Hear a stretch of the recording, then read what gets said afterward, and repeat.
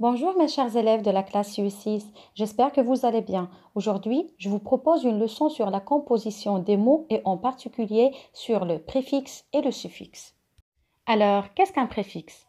Le préfixe est un élément qui se place devant un radical, devant la base d'un nom ou d'un mot. Ce préfixe va en modifier le sens en apportant une nuance. Ce préfixe, en revanche, ne fait pas changer la catégorie grammaticale d'un mot. Ça veut dire quoi? Ça veut dire si on a un nom, on ajoute un préfixe, on aura encore un nom commun. Si on a un adjectif, on aura toujours un adjectif. Et la plupart des préfixes sont d'origine latine ou grecque. Voici quelques exemples de préfixes latins. Le re ou ré qui va indiquer une répétition, par exemple relire, réécrire. On va avoir des préfixes qui vont nous donner un sens contraire, des antonymes comme un, des, mais, insupportable, désobéir, mécontent. Certains préfixes vont nous indiquer l'intérieur ou l'extérieur, en, un, intra ou bien ex, dont par exemple enlever, emporter, intérieur, intramuros, ou le contraire, l'extérieur ou bien extérieur, exporter, exposition. On a aussi des préfixes d'origine grecque, par exemple pour indiquer une diminution, hypothermie, diminution de la température bien sûr, ou pour au contraire une augmentation comme hyperactif, hypertension.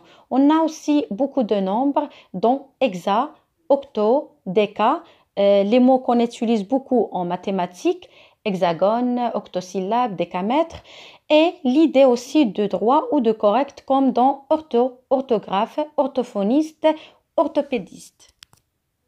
Le suffixe. Quant à lui, il se place après le radical.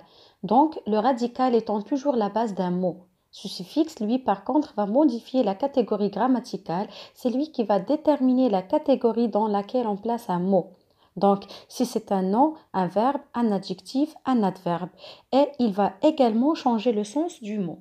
Par exemple, si on regarde le préfixe able, ible ou uble, c'est ce qui va indiquer la possibilité. Par exemple, mangeable, c'est ce que l'on peut manger. Audible, c'est ce que l'on peut entendre. Soluble, c'est ce qu'il peut être dessous. Ça peut aussi indiquer les adverbes de manière avec mon. On rajoute mon sur des adjectifs et on obtient des adverbes comme par exemple grandement, de manière grande, définitivement de manière définitive et contrairement de manière contraire. On va aussi avoir des actions qui doivent être indiquées par le suffixe ation et qui va aider à former des noms, comme par exemple transformation, c'est l'action d'être transformé, réclamation, l'action de réclamer. Les sciences, c'est tout ce qui va finir par logie, comme par exemple biologie, géologie, criminologie, donc la science de la vie pour bio par exemple. Les diminutifs en est ou est au féminin ou en on, par exemple garçonnet, petit garçon, fillette, petite fille, chaton, un petit chat.